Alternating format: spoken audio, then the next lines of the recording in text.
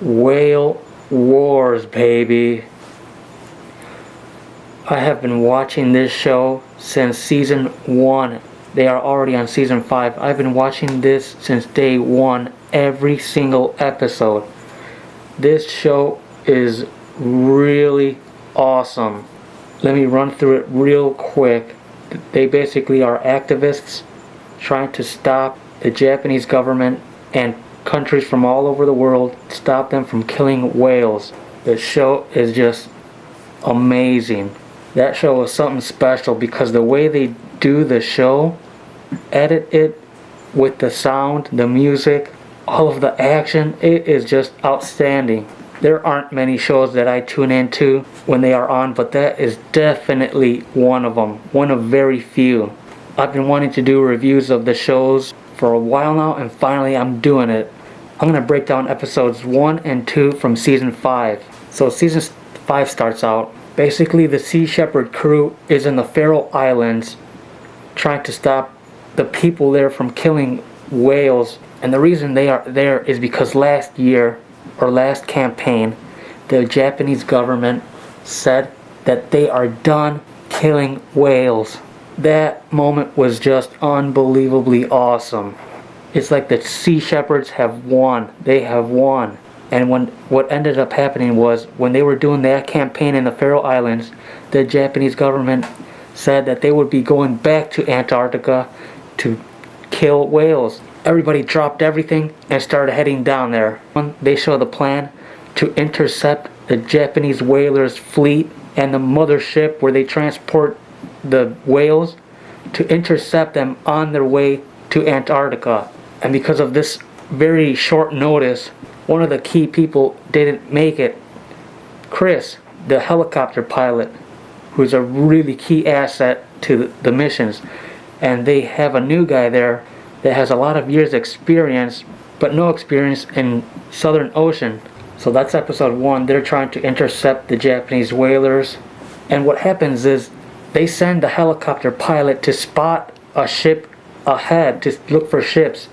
And the helicopter pilot sees one, but he isn't sure which ship it is. He thinks it's a harpoon ship, the ones that they use to actually kill the whales. And it isn't until they see the footage that was captured that they find out that it is the mothership, the one that they are looking for. And it could possibly be that they find it even before they get to Antarctica, before they even kill a single whale. So they immediately plot courses to intercept it. But the thing is, and we get this in episode 2, the ship isn't there. They probably most likely spotted the helicopter and changed course. And not only that, there's a ship that's following them. And the thing that makes it even crazier is that the Japanese government invested $29 million in the Japanese whalers to do who knows what, most likely to defend their ships. And that's what the Sea Shepherds are trying to figure out, how they spent. And we kind of see that with this ship that they encounter that has like military looking guys on board. And not only that, that ship, for those who know, is notorious for having crazy encounters, pretty much wars with the Sea Shepherds. And that is the ship that tore the Adi Gil in 2. I just want to say that episode right there was probably one of the craziest ones that I've seen from this series. But nevertheless, they invested some money, put money in it.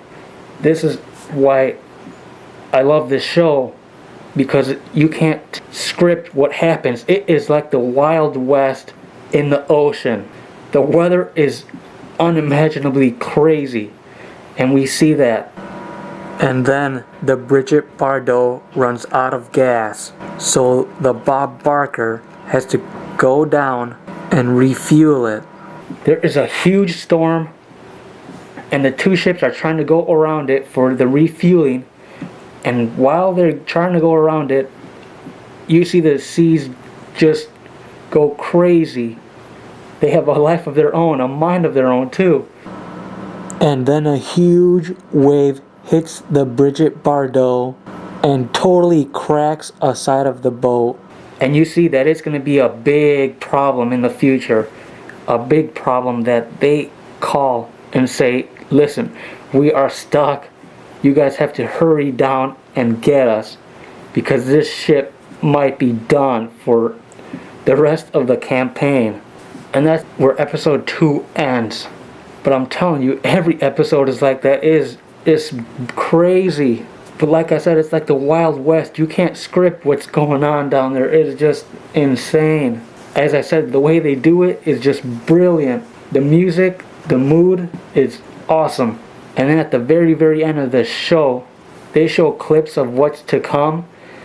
And it looks like it is going to be the craziest season yet. They show 2 people trying to get on board a ship. They show somebody getting hit with a big stick or cane with a big pole or something, trying to board. I'm just really looking forward to this season and episode 3, and I will be making a video on episode 3 and all the episodes to come. Thank you for watching. I am out. Whale Wars! Whale Wars!